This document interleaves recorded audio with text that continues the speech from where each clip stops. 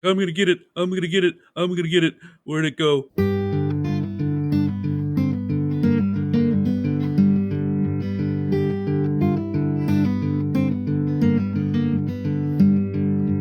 Hello there, and welcome to the If It Swims podcast, the multi-species angling podcast. I am Brett Bolton. Joining me for episode 6 is Justin Wingert. Hey, man. What's up? Not a lot, man. This month, we're looking at some recent trips, some angling news, and then, as always, the fish of the month. We'd like to start off our angling podcast with some angling. Justin, since our last recording, have you been fishing? I have not. Shortly after our last big adventure, which you can, I know, very sad. Shortly after our last big adventure, which you can hear all about on the bonus episode if you haven't yet, my fishing license expired and True. It's been too hot and I've been too busy with other real life crap to take the time to go out and renew it. So, nope, I have not been out yet, but I hope to remedy that soon. Good.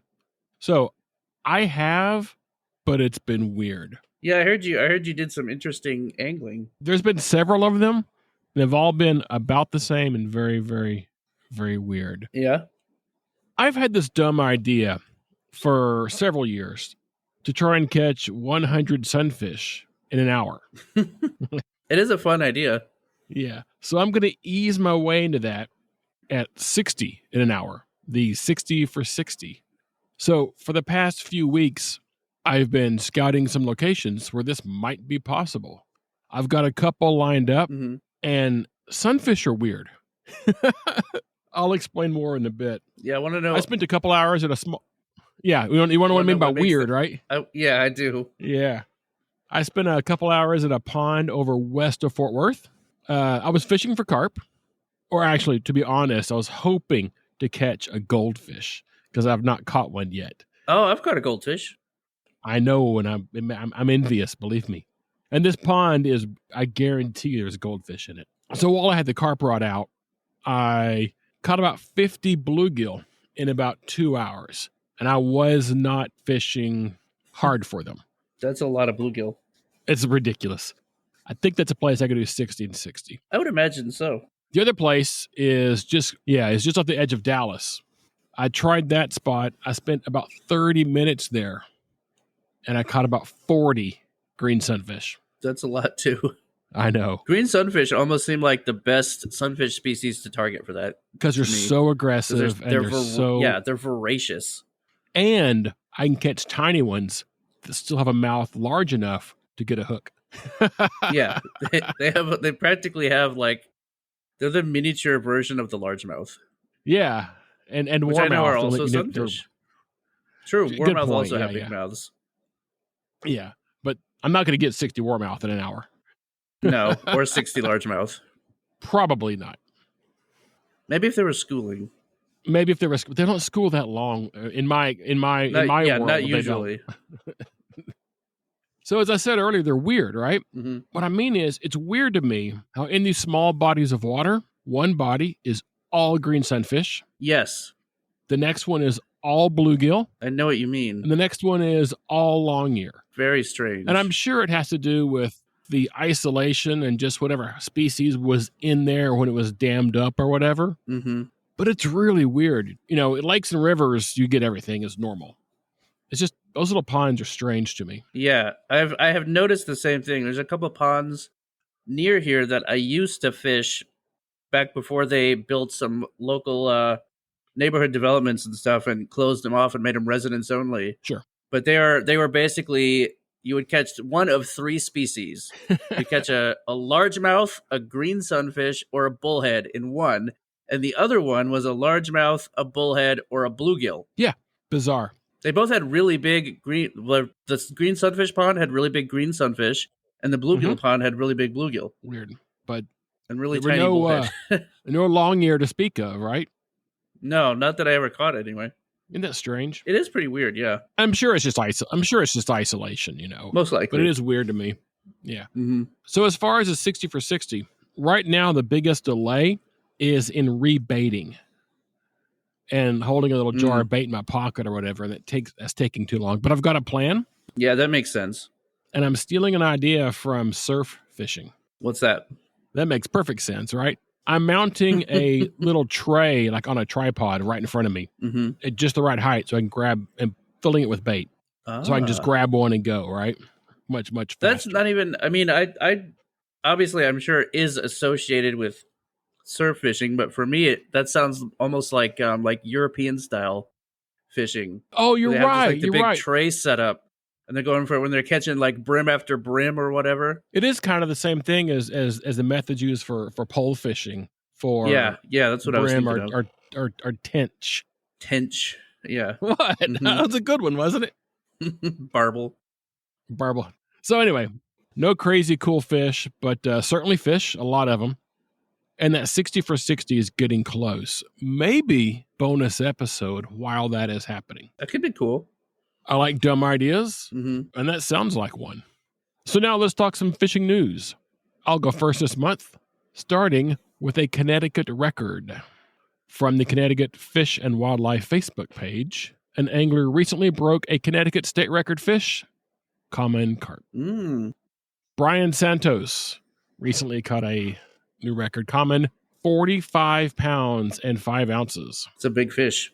Yes, that's a big fish. According to the state, the previous record was 45 pounds, 1 ounce, and was caught in the same lake. It's a good lake. It's a good lake. I looked at pictures of the lake, and it was just pictures of people with carp, all with slings and mats. So it's apparently it's one of those lakes. It's a carp hotspot. Well, as a matter of fact, Connecticut has management for carp on that lake. Really? Which is really interesting, yeah. Excellent. Yes. So after it talked about the record, the webpage or the story goes on to say, common carp are not an invasive species in Connecticut, contrary to popular belief. Excellent. The state website explains that common carp, unlike Asian carp, they were introduced to Connecticut waters following the Industrial Revolution, originally stocked as a food source. Website goes on to say that the species has a reputation for being a, quote, trash fish due to its ability to survive in unclean water. Obviously, here at If It Swims, we disagree with the entire thought behind the trash fish moniker. Yes. But that's a given for us. And this is a recurring theme with carp across this country. But, again, that's a story for another day. For now, congrats, Brian. That is a lump of a common. Well done. Definitely. Congrats for sure. That is a huge fish. Yeah, it more than doubles mine. It adds, let's see, mine is about, my best common I think is 28. Okay, that's a big fish. Close. Mine's about 22, I think. It's a very big fish. 22 is way down there, considering where I caught it. Yeah, mine was from Lake Fork. Was it? And I was both really, really excited to have a new PB and also really disappointed that it was just under 30. Just under because it looked like a number. 30. Yeah. And with the sling, it was over 30. And I was like, yes. And I went, oh, wait, damn it. And the sling ended up weighing just over 2 pounds. That's a wet sling, wasn't it? It was very wet, yeah. Wet and slimy and covered in fish, everything. There's a lot of buffalo in that lake. It probably had half a pound of buffalo. It probably did, yeah. I know we'd caught buffalo that weekend, too. Yeah. Oh, man, what do you have? Okay, so, firstly, now that yours is done, I'd like to point out that it did finally happen. I also had that story. Oh, finally! I knew you did. Yeah, I didn't want to interrupt you after interrupting you earlier. Oh, you should have. But I probably should have. But I figured I would let you do it. But I had it from some different sources, but basically the same story there. Okay. I also have same fish anyway. I had a little bit of additional information if you're interested that I could add to it. Absolutely. Let's go. So Connecticut for 13 years had a carp record of 43 pounds and 12 ounces that was caught out of the Connecticut River. Mm-hmm. That record was only just broken last year by a guy named Robert Jagiello or Jagiejo. Mm-hmm. No idea how to pronounce that one. Sorry, Robert. Robert's not listening. He caught a 45-pound, 1-ounce fish out of the same lake, like I think you had mentioned. Yeah. And then just a year later, the record was broken again by another 4 ounces larger. Yeah. So went from 43 to 45 to a slightly bigger 45. And the lake that they were caught from is an impoundment on... I'm going to get my notes back so I can say it right. The Housatonic River. Is it Lilinona? Lilinona, I guess. Lilinona is how I would pronounce it. That's my best. Yep, Lake Lilinona on the Housatonic River. Mm-hmm. So at least 2 different river systems in the state of Connecticut are producing 40-plus pound commons. Nice. Now I can go from here. I can go into my second story. Yeah, why not? I also have a backup story, but I can read the backup story off the internet if you want. We got 1.5 out of this. Okay, we got plenty. Yeah. Then I will save the backup story for next time. So that's thinking ahead. Yeah, for once. So my other story, I don't know if maybe you've seen this one too. I don't know. This is from action5news.com. I have fishing crew rescues over 3 dozen dogs from lake. What? Yeah, that's kind of what I thought. So a couple of anglers named Bob Gist and Brad Carlisle of Arkansas and Tennessee, respectively. They hired a guide to take them fishing on Granada Lake in Mississippi. Don't know what they were fishing for. The article didn't say, but with a guide, I'm guessing probably catfish, bass, or maybe striper. Sure. They were well out from shore. It's a very big lake. They estimated they were close to a mile from shore, and they saw something strange in the water and decided to go check it out. As they got closer, they realized it was not one, not several, but dozens of dogs paddling around.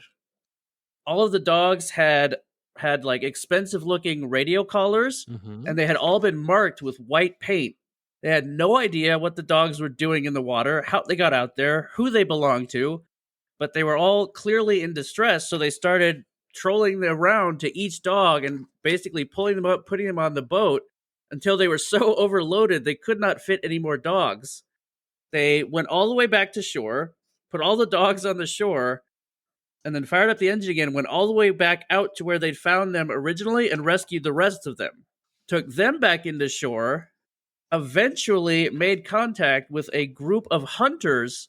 Turns out it was like professional hunting dogs that got distracted by a deer, chased the deer into the water, and as a group took off into the water after the deer, swimming as far as they could until they eventually got lost. They said from the position of their heads, it was unlikely they could even see which way shore was anymore. They estimated they'd probably been treading water for 45 minutes to an hour. None of the hunters who owned the dogs had a boat or any way to get out to the dogs, so if not for these anglers, the dogs probably all would have drowned. In total, they rescued 38 dogs. They also say the hunters tried to give them money in gratitude, and they turned it down and said they were just glad they were there in time to actually save their animals. Sure. It's wild. Why were there so many? I don't know. This isn't the UK. This isn't a fox hunt. Actually, I think it said it was a fox hunt. Oh, which makes a little bit more sense. But let me check. I think I had that. Yeah, according to the article, they were on a fox hunt, which I guess is a thing that happens in Mississippi. I guess it is. I wasn't aware of that. Britain. I wasn't aware it did, but that sounds what it sounded like with that many dogs, right? Yeah. Well, my first thought was chasing deer. I was like, so they chased the deer the guy was trying to shoot? And then I looked into it, and it did say something about a fox hunt, but I had forgotten that until you actually reminded me. So, yeah, I think they were probably had that many dogs specifically to chase foxes. And instead, they're like, hey, there's a deer. Let's get that. Sure, dogs will do that. They are dogs. And deer can swim, man. Yeah, deer is probably like, see ya. I ran into one about 3 miles out in the Gulf of Mexico. I think you told me about that before. That's I was wild. in a kayak. I can't do much with a deer. that was as big as my Yeah. kayak nearly. It was headed toward shore. Sorry, man. It was headed in. I don't know what it was doing out there, Mhm. but it was crazy. Yeah, I feel like the deer that got chased into the water probably had a better chance to make it to the shore than the dogs because it probably had more of an instinct. Like, I'm just going to keep going until I find the other Right, side. and its head's already higher too. Hmm. I can see better. So I was like, I'm going to get it. I'm going to get it. I'm going to get it. Where'd it go? Where's the land? Yeah, then you're in trouble. Imagine them all like swimming around in a circle, following each other. It's cool they saved Like a them all. whirlpool But of dogs. But what a crazy Yeah, I'm really story. glad they were able to do so. Yeah. Well, if not, you wouldn't have heard about it. Yeah. I mean, they probably got there like just in time, too. Yeah, that seems to happen sometimes. Mhm. Water is dangerous, man. Know a little bit about that. So I've got one here. This story is from the News Nation website. A group of Kansas wildlife biologists on the hunt for invasive species made a surprising discovery in April when they found a native fish thousands of miles away from where it had spawned. Okay. Biologists with the Kansas Department of Wildlife and Park, KDWR, and I wish every state would just call their thing the DNR. The same thing, yeah. Just the Michigan DNR, the Kansas DNR would be a lot easier than Kansas Department would make it much of simpler. Wildlife and Parks. And I'm looking at you too, Texas, my home. Texas Parks and Wildlife Department. Yes. Anyway, the KDWP, Aquatic Invasive Species Crew, were conducting sampling operations on the Kansas River near Cobb Point in April, and they came across a rarely seen fish species. They found an American eel. Oh, wow. Now, there's a lot of American eel around, but Kansas is pretty far inland. That's way up there. The article goes on to say these fish are not often seen in Kansas waters, mostly due to the many dams that get in the way of their ability to move freely through the U.S. streams. The last time Kansas made note of the appearance of one of these was in 2015. Wow. When a Kansas angler caught one while fishing below a dam near Lawrence. That was the first confirmed sighting of an American eel in Kansas in over a decade. So that was show up every 10 years, I guess. Hey, at least they keep a tight schedule. It seems like it. Better than me. Oh, man. Despite their rarity in Kansas... Oh, shit. It's 10 years. I got to get up there. I better get back up to Kansas. Despite their rarity in Kansas, the species is not considered endangered in Kansas, and the KDWP does keep a fishing record for these elusive eels. The current record for American eel in Kansas is set June 23, 1987 by Ralph Westerman on the Kansas River. Nice. His was 4.44 pounds, measuring 35 inches in length. Seems about right. That's an eel. Then he goes on to say American eels make an astounding 3,500-mile migration from their spawn point in the Sargasso Sea, located in the Atlantic Ocean. I just like to imagine eels going out to breed in the Sargasso, and there's just like a giant like medieval art depiction maelstrom of eels taking up like half the ocean and like ships crashing into it. It's just like this huge whirlpool filled with eels. That's kind of what I imagined because, you know, the freshwater eel here in North America and the European eel both spawn in the same spot. Mm-hmm. Do they spawn at the same time and like make fun of each other's accents? I don't know. I haven't. I've read up on them, and the joke was good. Sorry, I didn't. Thank you. Okay, sorry about that. The American eels are out there like, yeehaw, let's get it on. And the European eels are just like, bloody Americans. Oh, bloody man. Yanks. Where is it? Where am I? Anyway, to their spawn point in the Sargasso Sea, located in the Atlantic Ocean. To the rivers and streams of North America, where they live for around 10 to 25 years before returning to reproduce. The article actually says returning home to reproduce. Mm-hmm. I'm not sure that's home, right? Probably not. I mean, do they have a house up in Kansas or what? Well, it seems they're 25 years up there, wherever they are, yeah. Sargasso Yeah. Sea is not home. They just head back out there. Mm-hmm. They're also the only species of freshwater eel found on the continent, according to the U.S. Fish and Wildlife Services. They're cool fish, no doubt. Very rare here in a lot of inland North America. Mm-hmm.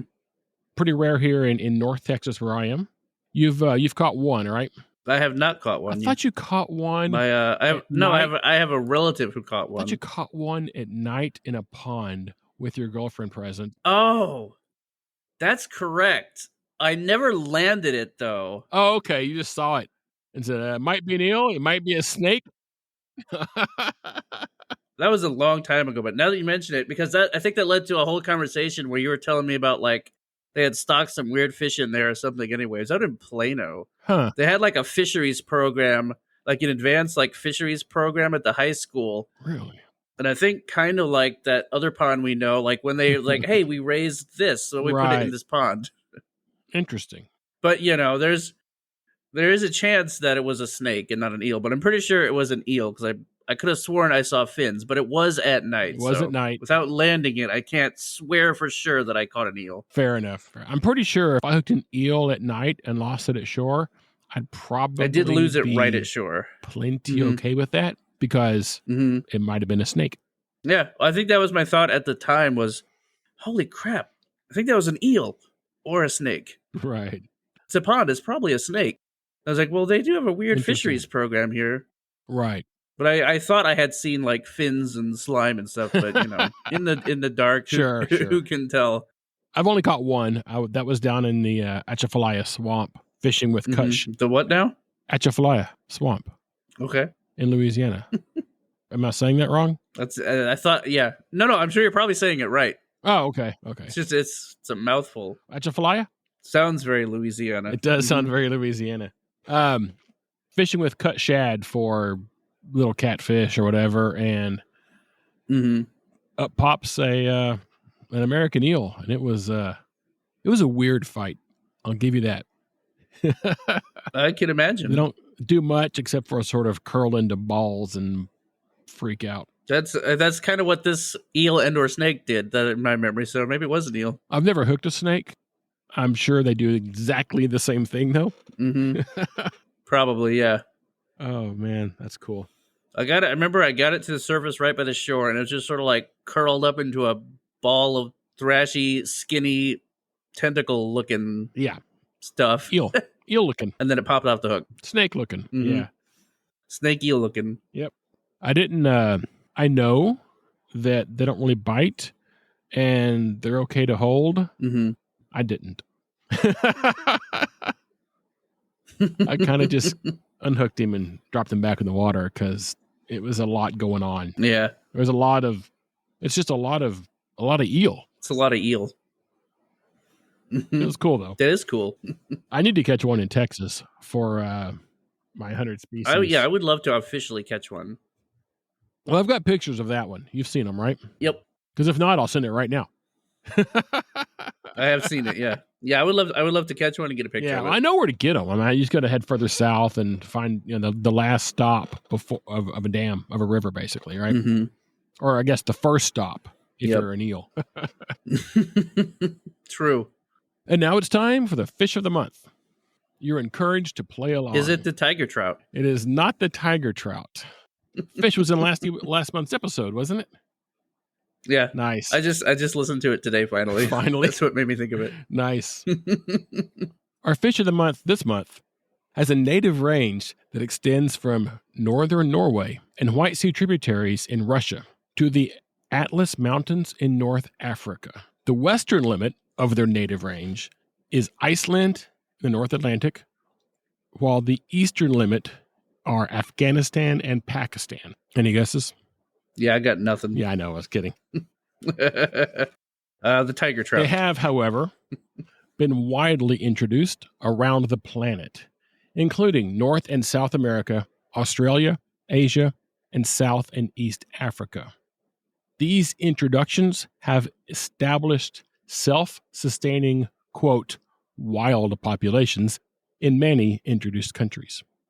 Interestingly, the first of these was into Australia in 1864, when 1,500 Cane toad. the cane toad, when 1,500 eggs were brought to Melbourne, 300 of these eggs survived the 4-month trip.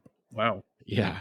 The North American introduction started in Newfoundland in 1883 and into the U.S. when Fred Mather, a New York angler, obtained eggs from Baron Lucius von Burr under the authority of the U.S. Fish Commissioner at the time. These eggs were sent to 3 hatcheries in New York, including one operated by Mather. Stocking continued for decades until the fish established itself in suitable waters across Canada and the U.S. The world record. I have a suspicion.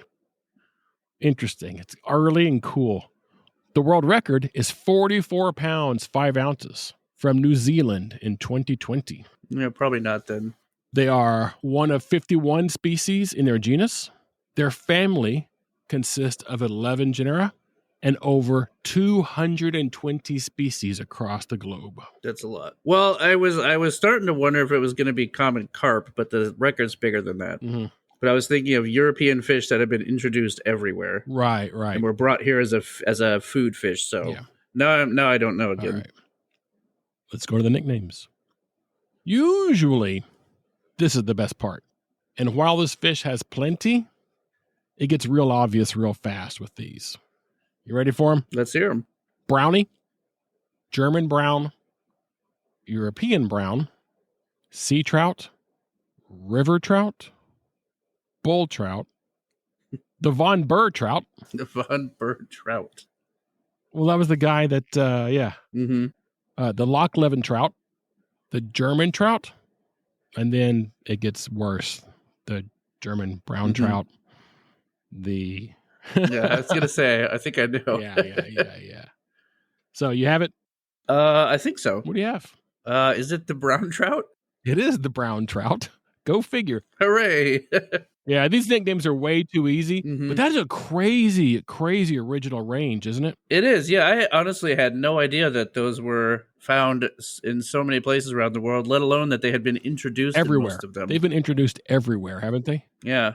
I think I always just assumed that brown trout were native at least to some part of North America. Nowhere in the Americas, apparently. Isn't that crazy? That's fascinating. So, yeah, Salmo truta, the brown trout. Also, 44 pounds is a huge trout. That's a ridiculous trout, isn't it? Mm-hmm. So, as always, Justin, when we got here, you did not know what this was. So, with that said, what can you tell us about them? Probably not a lot this month. It's not a fish I'm super familiar with personally. Right. They can get to about 44 pounds. They are brownish. They are trout. They like cold water, obviously. Like most trout, salmonids, etc. They are often taken on flies. Of course. A lot of fly fishing for them, like most trout. They are generally carnivorous. They eat a lot of, bugs, nymphs. Of course. They also eat other fish eggs, smaller fish, etc. They taste incredible. They're commonly found, to my knowledge, at high elevations, but perhaps not as much so as some of the other trout, because you can catch them, like you said, in some of the Northeast. They're started in New York, like you said, so cold, but not necessarily mountainous some all the time, right? But not like. There's some not mountains like out there, but when you think of trout mountains, right? Right, exactly. You don't need to scale up to 14,000 feet just to try and catch one. They get bigger. They joked about the record because you just said it, but they do get a lot bigger commonly than certain other trout species. Yes. They get bigger than, to my knowledge, they get bigger than brook and true rainbows do. I'm sure. I'm not positive. I don't have big rainbows. They're one of the larger trout species. Pretty big, though. I just don't know how big. Rainbows, I feel like, get up to like the 30-ish range, 20s to 30s. Browns, I could be wrong, but browns I tend to imagine as getting bigger overall. Not as big as like lake trout, but I know that as soon as we're both off of here, we're going to look up how big rainbows get, or someone's going to email us. Yeah, to find out I was wildly immediately. correct. Yeah, rainbow trout record, 74 pounds. Trout are not my area of No, expertise. mine either, but Mm-hmm. I got to trick you But somehow. cool fish. Yeah. Oh, definitely. Yeah, that one I really had no idea Yeah. until you got to the nicknames. So And I got a ways down before it got obvious too, didn't I? Yep. Because one of them was sea trout, and that messes everything up because, Yeah. then I started thinking about like actual sea trout. which are not trout, but whatever. No, they aren't. But as a nickname, yes, they're drum. that's probably about all I got for the brown trout off the top of my head. No, that's perfect. What about your angling history with them? I have caught them, not for a long time. Right. I don't remember ever catching any big ones. Okay. Just like 4 or 5 pounds or so, probably at max. I don't know that I've ever specifically targeted brown trout, but I have caught brown trout in the past. When I tell you my angling history with them, 4 to 5 pounds is going to seem like huge. So mine has been on 2 different streams in New Mexico, neither of which made it over 24 inches wide at the widest point. I wish streams that small here would hold fish instead of just drying up. Well, they dry up summer. in the winter or in the summer, yeah. So I was catching these trout, and I'm not a trout guy. I was catching on a fly rod on a little elk hair caddis. I was doing what I'm supposed to be doing up there in these little streams. Uh-huh. But they were all 5 to 6 inches long. Some small fish. Not being a trout guy, well, small fish was a king of that stream. I thought they were brook trout, which are pretty small fish from what I knew. Mm-hmm. No, they're browns. They were just little bitty guys, just little babies. Yep. I guess maybe somewhere else downstream, it opened up a bit. Maybe there's some nice brown trout down there. And by the way, I was between 9,000 and 12,000 feet, so I did do your there you go. Yep, you scaled the mountain just to catch them. I drove up there, but it counts. Oh man! I remember when I was a teenager, we lived in Minnesota for a while. My dad and I found this one weird little stream out in the middle of nowhere, where the only fish we ever caught out of it were creek chubs and trout. And I don't, off the top of my head, I want to say they were brown trout, sure. But I don't know that for sure. So if someone emails that there's no brown trout in Minnesota, well, look, man, I was like 13. Shut up. I mean, I would not be shocked. There were a couple. Yeah, I wouldn't be shocked either. There were a couple places up there where we used to go for smallmouth and stuff that sometimes had trout stocked in them, but we were just poking around little creeks and stuff in the area between little towns. And we found this one really nice little culvert that you could fish, basically a little 1-lane bridge with a culvert under it. And we would just, throw it into current, and like every other fish we'd catch would be either a 6-inch creek chub or a 6-inch brown trout. Or so is my memory of it. Strange. Tiny fish. Yeah. Chubs and trout, and that was it. No bluegill, just chubs and trout. That covers the brown trout, I would say, at least from our point of view, which is... I think so. Yeah, I mean, we do better on some others. We'll see what next month has for us. The creek chub. We'll see what the dartboard shows next month. The dartboard. For all you know, that's where I'm getting them from. I mean, as far as I can tell, that might well be true. Maybe I've got a giant poster of the fish of the world or fish of North America, and I'm just throwing darts at it. Yeah, not darters, darts. That was terrible. I should be ashamed of. That was terrible. That'll be next month's fish. Some kind of darter. I should be ashamed of myself. Oh man! All right, that covers. Be a stone roller. That covers those guys.